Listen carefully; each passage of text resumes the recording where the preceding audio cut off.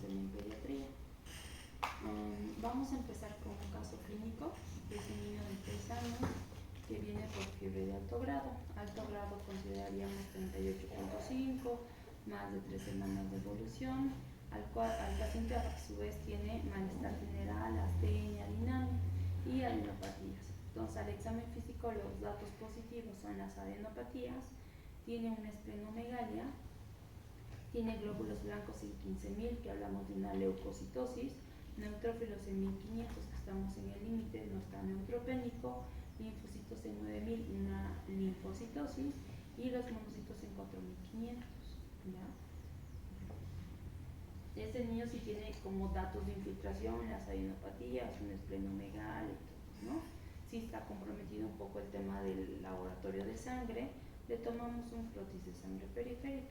Estos son linfocitos, pero sí están grandes, bien distorsionados, pero tienen una relación, se ve su núcleo y se ve su citoplasma. Por más de que sean dismórficos o raros o grandes, a estos consideramos linfocitos atípicos.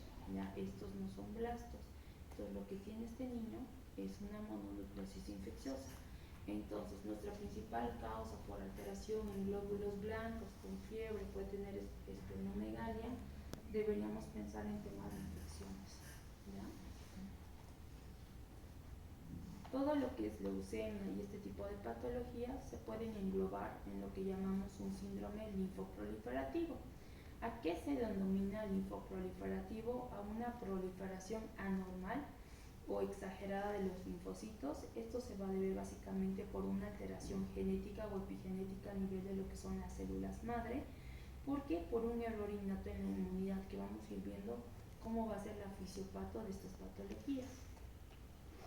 En cuanto a la etiología, el UpToDate nos indica que la principal causa por alteración en los linfocitos van a ser tema de infecciones. Dentro de estas nos las pone primero virales, como que citomegalovirus, virus de Epstein-Barr, herpes, ¿no? Tema bacteriano puede ser pertussis, por eso que en lo que son tosferinos ustedes ven la leucocitosis por la linfocitosis, ¿no? Esa reacción leucemoide. Y como último nos indican estados premalignos.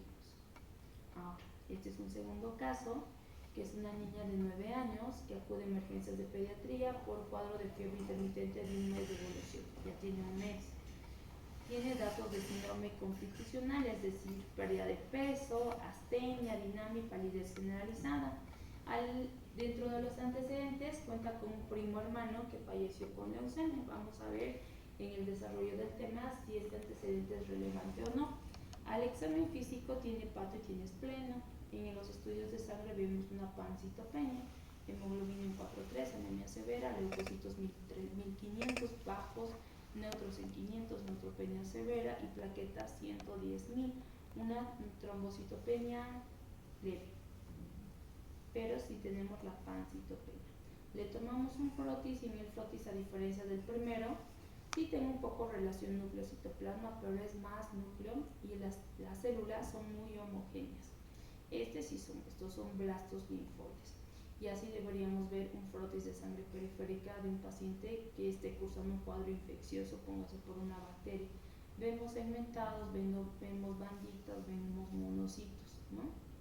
Y lo que tiene este niño es un síndrome linfoproliferativo, una leucemia descartada. Los puntos que vamos a tratar es un poco la introducción, epidemia, factores de riesgo, etiología, diagnóstico y tratamiento. Como introducción, el cáncer o la leucemia es el cáncer infantil más frecuente, se considera la segunda causa de mortalidad en pediatría. La primera son los accidentes de tránsito. La leucemia es la más frecuente. En los años 80, la mayor parte de los niños fallecían por enfermedades respiratorias y enfermedades diarreicas. Actualmente no, vemos que el tema del cáncer sí es la segunda causa de mortalidad. Y el objetivo de esta presentación es lograr una concientización acerca de un diagnóstico temprano. El cáncer es frecuente a nivel mundial, afecta básicamente más a países de origen hispano, genera un gran costo, tiene una muy buena supervivencia en Europa 80% y en Estados Unidos más del 90%. Nosotros ya sabemos que los niños con quimioterapia van a tener una buena respuesta. Ahora nuestros objetivos van a ser que logremos que tengan una supervivencia libre de enfermedad y que estos vivan sin tener tantos efectos adversos por la quimioterapia. ¿Qué es importante? Lograr una buena adherencia al tratamiento.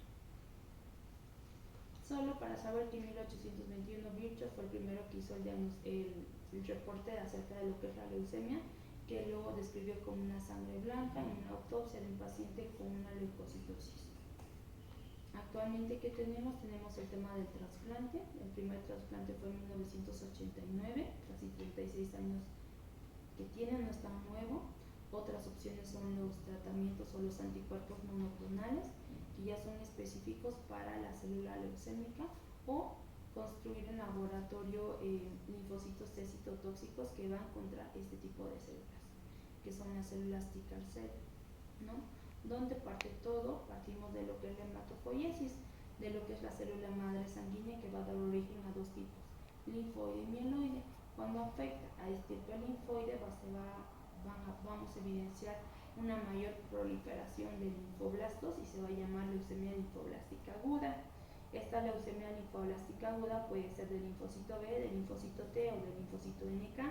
De la misma manera, cuando la alteración genética va a ser a nivel de lo que es estirpe mieloide, se van a producir lo que son los mieloblastos, y estos mieloblastos pueden afectar eosinófilos, neutrófilos, basófilos, glóbulos rojos, plaquetas. Ahí tenemos leucemia mieloide aguda, que van desde el M0 hasta el M7. Cuando nos afecta a ambos linajes, se llama leucemia bifenotípico del linaje ambiguo. Vamos a hablar la más frecuente, que es la linfoblástica, y cómo la definimos como una alteración o un trastorno maligno de las células progenitoras hematopoyéticas, que nos va a provocar una expansión clonal disregulada de las células progenitoras linfoides inmaduras, que pueden invadir médula ósea o salir sitios extramedulares. Se dice que para que me afecten sitios extramedulares, la médula tiene que estar afectada más del 80%. Si está afectada más del 80%, pueden salir al periférico, como a hígado o a vaso, y tener hepatoesplenomegalia, ir a nivel de lo que son las articulaciones y tener el tema del dolor óseo. Es por eso que a veces, ideal es, póngase, no vamos a ver en estadios iniciales estas células malas en sangre periférica. Tiene que pasar un tiempo para que nosotros o la producción sea muy exagerada y salga en la sangre periférica. Lo ideal es hacer un diagnóstico temprano. En cuanto a la epidemiología, 2/3 de los casos son leucemia de tipo B, 3/4 de los de los casos ocurren en pacientes menores de 6 años.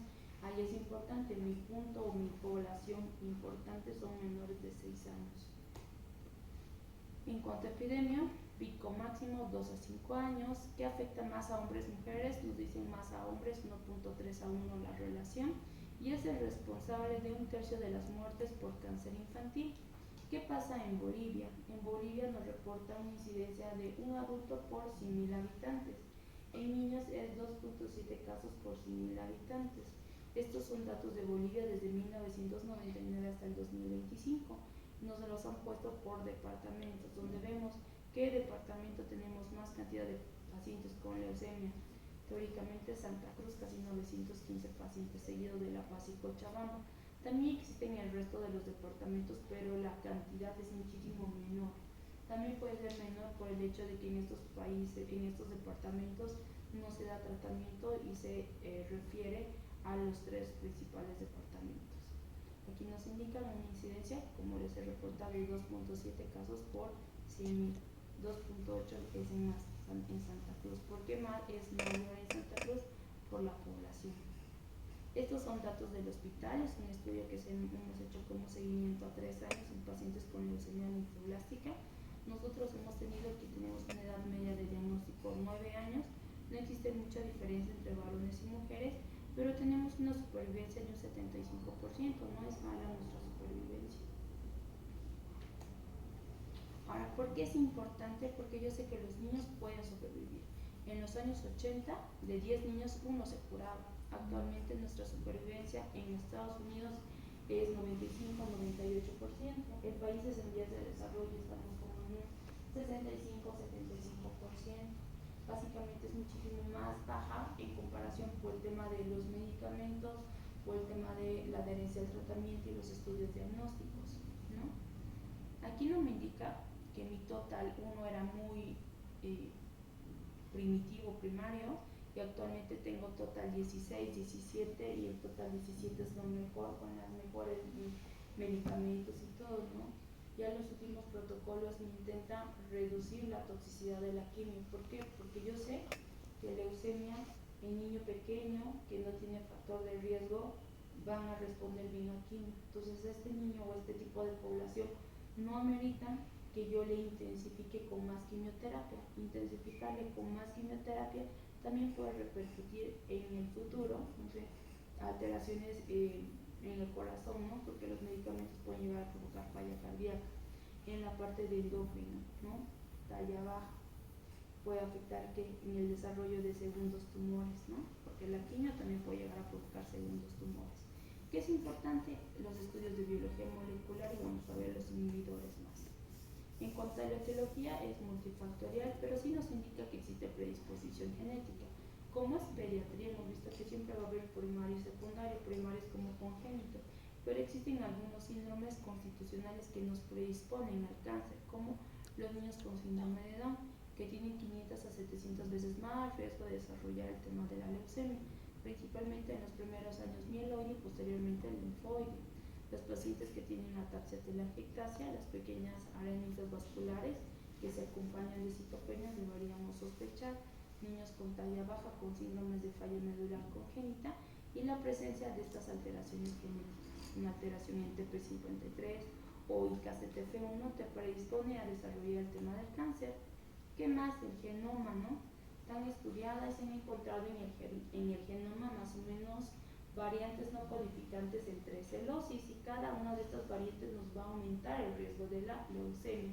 Son principalmente estas, no tenemos que saberlas de memoria, no les voy a preguntar, pero que es importante que cada variante o la suma de estas variantes nos va a predisponer o nos va a generar mayor riesgo de desarrollar leucemia. ¿Por qué? Y estos genes que están implicados en la transcripción de hematopoiesis y todo lo que hemos visto.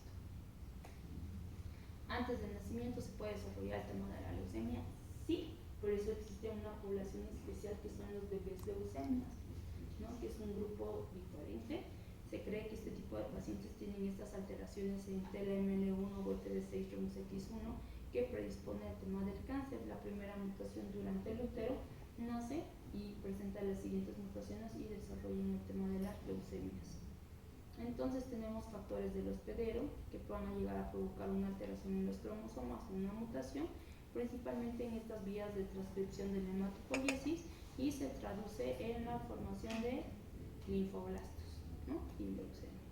Esta gráfica es muy bonita porque comparamos niños y adultos, y aquí cada colorcito son las distintas alteraciones en los cromosomas o alteraciones en las vías de señalización que ellos presentan. Vemos que los adultos tienen más anaranjados fuerte y suave, que es el cromosoma Filadelfia, que es el PH-like o PH, que es Filadelfia, ¿no? Entonces el Filadelfia ustedes han visto que es el cromosoma 922, que nos indica que tiene más riesgo del tema de una leucemia muy agresiva, que aparte de la quimioterapia yo requiero otro medicamento que es inhibidor de la tirosina. A diferencia de los niños, nuestra población entre 1 a 10 años no tengo tanto Filadelfia. Es por eso que los niños no responden mejor a la quimio. ¿Por qué? Porque tienen el lila fuerte y poca cantidad de lila suave, que tienen hipodiploidía o hiperdiploidía, que responden más rápido. Tienen alteraciones genéticas más favorables en comparación a los adultos. Es por eso que también la mayor parte de nuestras quimioterapias de niños los están utilizando los adultos jóvenes. 5% puede ser causado por radiación ionizante. Es importante preguntar dónde viven, existen estos cables de alta tensión, si existen contacto con tóxicos, insecticidas, herbicidas, los síndromes genéticos, más una radiación, más riesgo, ¿no? Y 95% en las mutaciones somáticas. Clínicamente, ¿cómo sospechamos? Es fácil, lo agrupamos por síndromes. Si nos afecta los glóbulos rojos, nos va a dar datos de síndrome anémico. ¿Qué vamos a ver por un síndrome anémico, por una anemia? Palidez, taquicardia, soplo, astigia, dinamia, ¿no? Si afecta plaquetas o afecta lo que es la coagulación, vamos a ver síndromes hemorrágicos, petechas, púrpuras, hematomas, hematurias, multiborragia. Cuando nos afecta sitios extramedulares, se llama datos de un síndrome infiltrativo, hepato, espleno, adenopatías, masa mediastinal, aumento del tamaño de los testículos. Afecta a los glóbulos blancos, menos cantidad de neutrófilos, va a presentar neutropenias. Los pacientes que no tienen defensas van a ser más susceptibles a fiebre, entonces vamos a encontrar fiebre de origen desconocido, que nos indica más gravedad, más riesgo de complicaciones. Y nos habla de un síndrome metabólico. Hemos visto que las células leucémicas son células grandes, entonces como generalmente yo les hago la analogía, los comparamos a los linfoblastos o a los blastos con los bebés, y que hacen los bebés solo comen y duermen, y los blastos de la misma manera, solo se multiplican y van aumentando.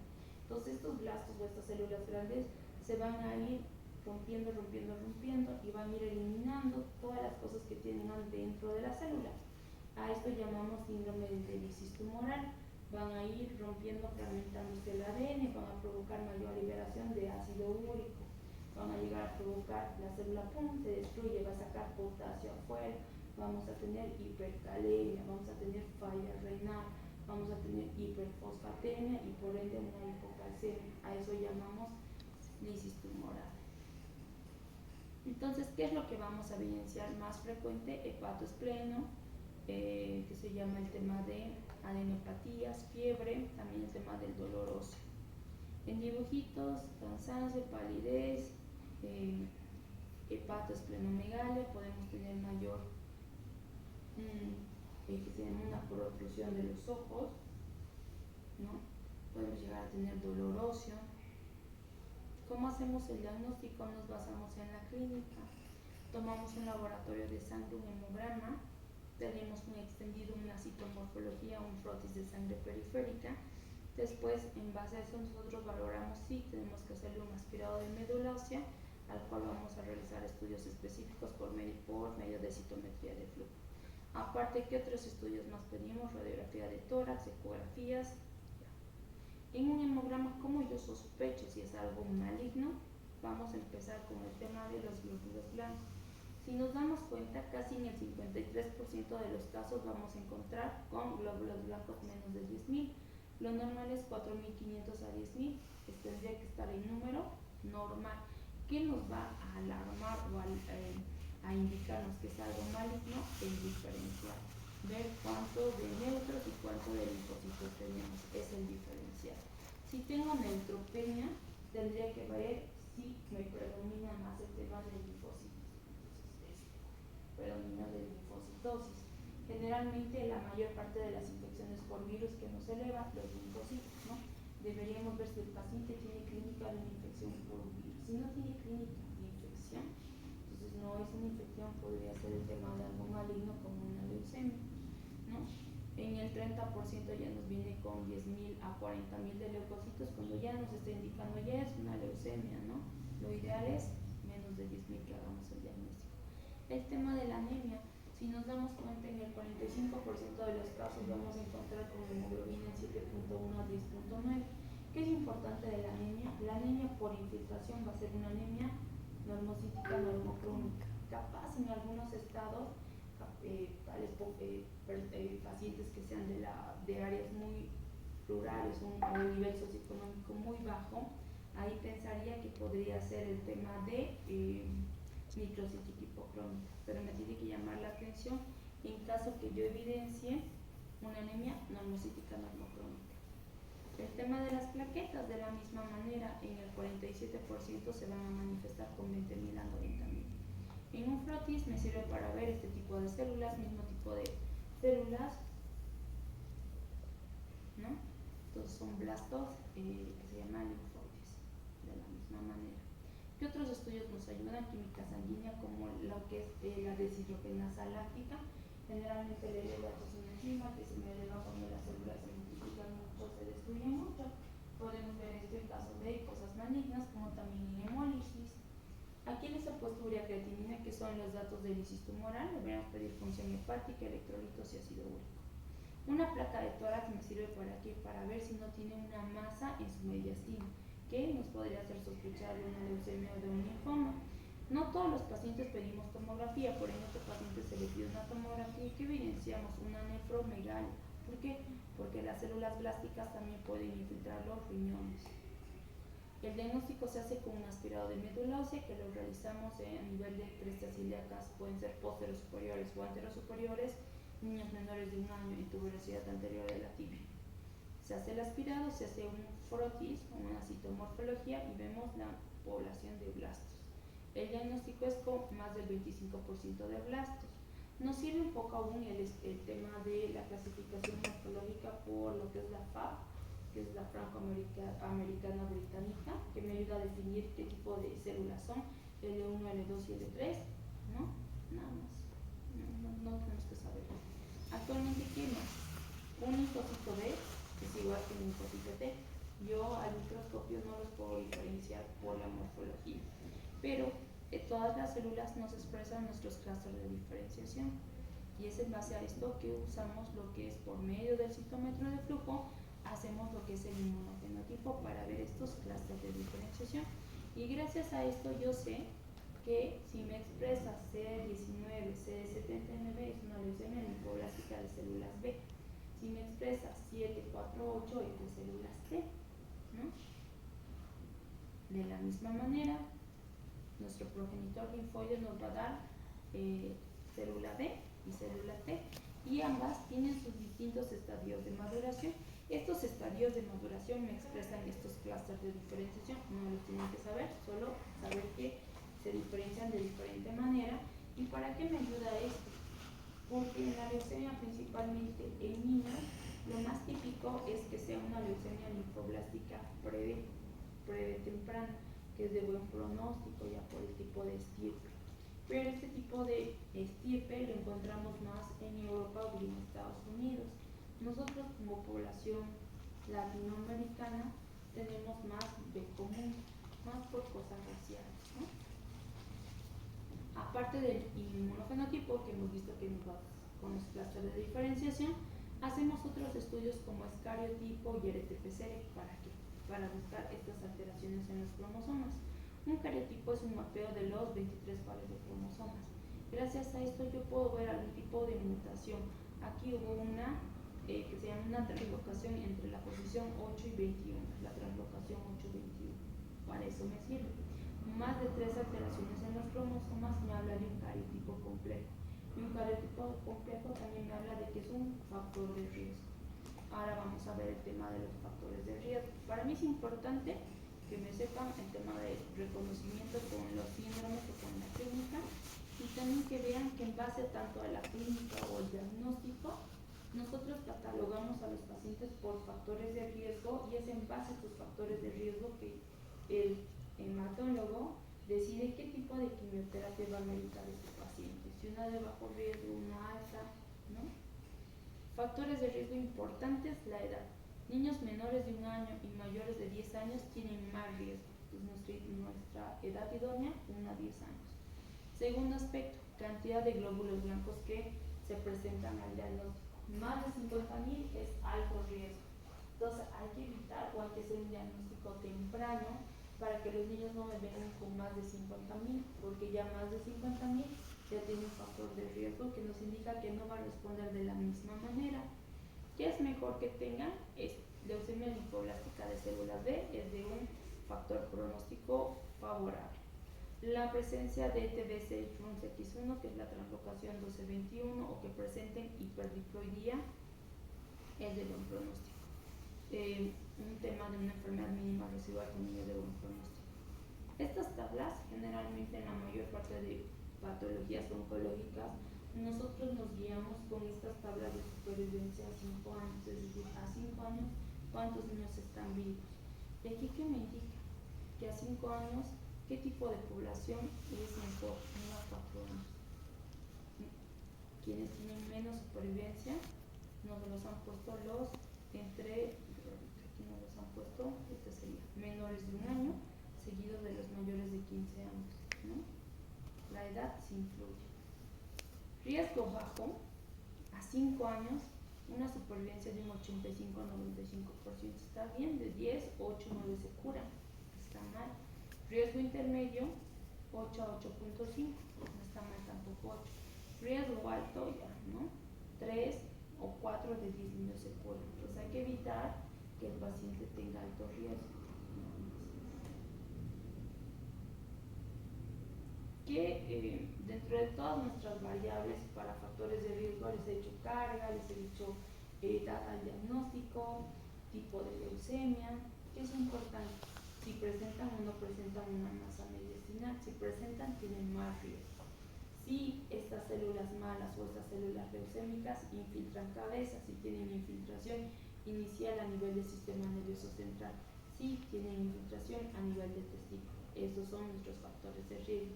Pero los que más tienen significancia estadística sigue siendo la edad y la carga leucocitaria. Ahora, aquí es nuestra clasificación por riesgos. Esta clasificación por riesgos va a depender básicamente del protocolo de quimioterapia que utilice. Esta clasificación es de acuerdo al total 15, que me lo clasifique en bajo riesgo estándar y alto riesgo y muy alto riesgo. Donde sigue siendo buen pronóstico que sean de estirpe B, que tengan menos de 50.000 de leucocitos, 1 a 9 años, que tengan las trisomías, buen pronóstico, ¿no? Alto riesgo, más de 50.000, más de 10 añitos, tipo de leucemia células T, infiltración a cabeza y a testículo, hipodiploidía y muy alto riesgo que no hayan respondido al tratamiento. Solo para que sepamos, el tratamiento de leucemia es en base a quimioterapia. Nada más, hay muchos protocolos, pero todos los protocolos se basan en estas tres fases: inducción, consolidación y mantenimiento. ¿Por qué es importante esto? Esta gráfica para mí es una de las más bonitas. ¿Por qué?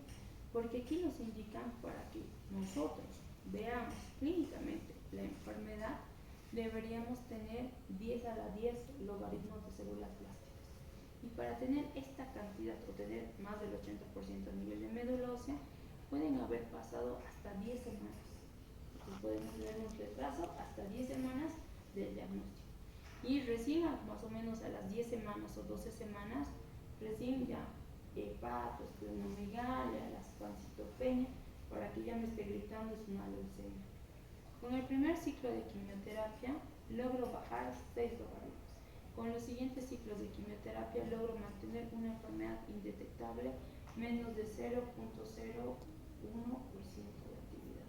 Y gracias a eso es que estos niños sobreviven. ¿Por qué es importante esto? Si yo los refiero de manera temprana, van a tener una buena supervivencia, a diferencia que yo los refiera de manera tardía. Esta es la más común, que es leucemia linfoblástica, ¿ya? Existe otro tipo de leucemia, que es la leucemia mieloide. Ocurre solo en el 20% de los pacientes, el 80% es linfoblástica. Se da básicamente por una transformación maligna y una proliferación no controlada del estirpe mieloide. Como estirpe mieloide puede dar origen a plaquetas, glóbulos blancos, rojos, podemos ver distintos tipos de leucemia. Es muy raro en pediatría, ocurre en el 20%, la supervivencia es muchísimo más baja, es un 70%. La mayor parte de los pacientes requieren 4 o 5 ciclos de quimioterapia mieloablativa, más consolidarse con un trasplante de células progenitoras hematopoyéticas. Ha mejorado bastante todo lo que es leucemia linfoblástica, muy buena supervivencia, mieloide también, gracias a estos conocimientos de citogenética y a los nuevos biomarcadores. De la misma manera, como mis tablitas con colores, vamos a ver en leucemia mieloide qué tipo de translocaciones tiene. De la misma manera, una neoplasia maligna, alteración genética o epigenética a nivel de lo que es de la célula madre.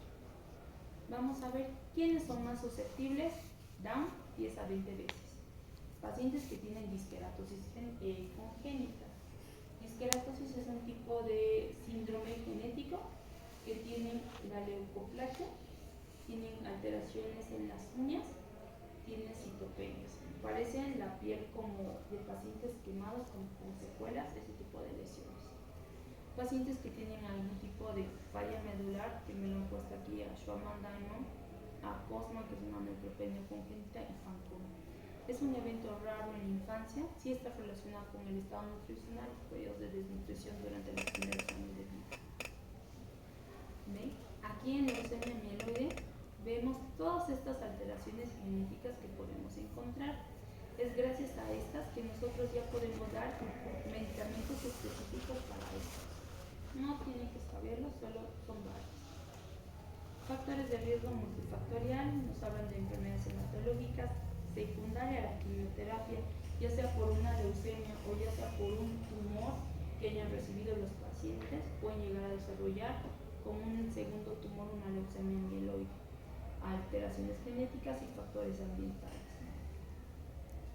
De la misma manera tenemos palidez, fatiga, dolor óseo, las visceromegalias, pero ¿qué tenemos? Nos puede llegar a afectar más la piel, hablamos de una leucemia cutis, y también, nos puede llegar a afectar más el tema de la coagulación y podemos ver este tipo de lesiones, ¿no? Que es propio de una coagulación intravascular diseminada. ¿Por qué? Porque las células malignas o los blastos mieloides, aquí tienen muchos granulitos. Estos granulitos tienen anexina 2, factor tisular, que son factores procoagulantes del cáncer que nos aumentan más riesgo de coagulación intravascular diseminada, ¿no? Abordaje, un hemograma, ver el prótesis de sangre periférica, hacer los estudios de médula con un monofenotipo, cariotipo y su citogenética nos ayudan bastante, ¿no? Solo para que sepamos, es igual la clasificación francoamericana, lo mismo que en linfoblástica, existe mieloide y aquí nos indican desde M0 hasta M7, no nos indica que M7 es la más agresiva. La M7 es la leucemia propia de las plaquetas que se llama leucemia megacardioblástica. La M6 es una leucemia propia de glóbulos rojos que es la eritroleucemia. La 5 que es propia de los monoblastos, de los monocitos. 4 y 5 es monoblástica, mielomonocítica y monoblástica. M3 es de los promielocitos, que son como los precursores de los segmentados, se podría decir, que es la que les provoca más alteración en la coagulación, ¿no? Y de esta manera.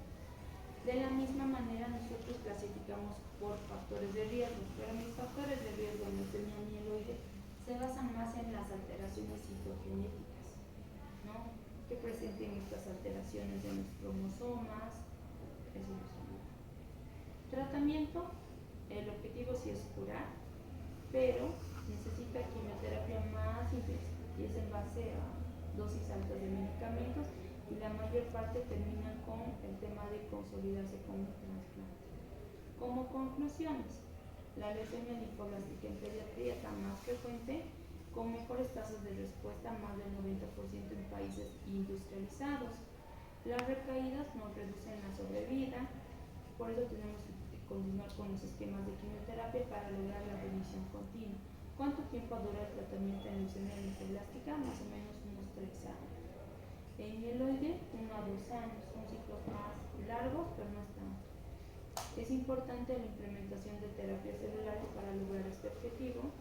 Y antes solo se contaba con quimioterapia convencional, actualmente tenemos anticuerpos monoclonales, el trasplante. Y para que recuerden, es importante un reconocimiento temprano en todo paciente que sospechemos como síndrome linfoproliferativo. A pesar de que nuestro síndrome linfoproliferativo podría ser una infección, sí, pero deberíamos descartar que no sea algo maligno. Y es importante estratificar al paciente de acuerdo al grupo de riesgo, iniciar esquemas de tratamiento de manera oportuna, ya que estos van a repercutir en la supervivencia general y supervivencia libre de enfermedad y un abordaje temprano y detección temprana de la enfermedad. ¿Ya? Eso es todo, chicos. ¿Dudas, preguntas que tengan?